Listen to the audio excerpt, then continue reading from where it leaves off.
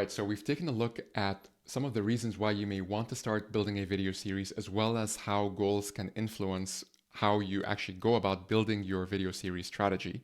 So now let's look at some of the types of shows that you could use. The first one, and probably the easiest one of them, is an FAQ video series.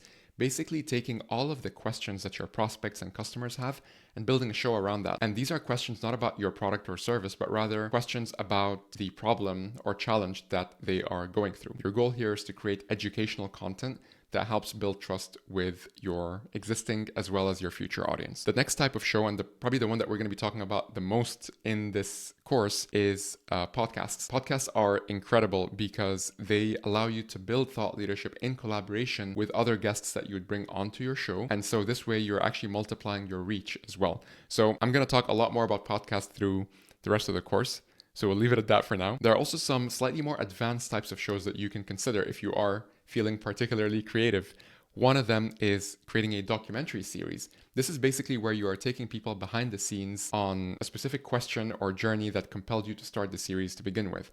Once again, this is not necessarily a documentary on how your product has been built. It could be, but more interestingly, it could be a question that is on your prospect's mind and customer's mind, and you pretty much set out on a quest to find answers to this question, and along the way meeting different characters, meeting different people, piecing things together, and finally revealing the conclusion at the end. Very similar to like a Netflix style documentary and so on. It's much higher in production value, much higher in time, but of course it stands out a lot more from some of the other show types. The next one is a fireside chat type show. So you may already be creating live events, or you might be attending an event, or maybe you have a set of annual events that you run and there's a lot of like live recordings that take place there.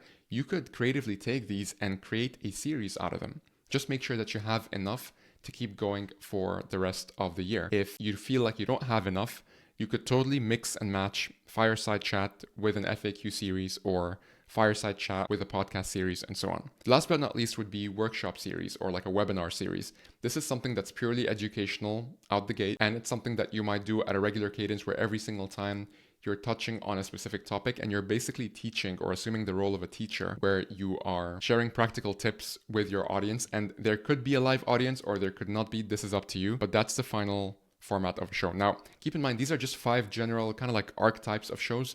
There's a lot more out there, but to keep it simple, these are the 5 archetypes, and I'm sure you can come up with more creative ways of building a show and what a show type should be. But here's my advice.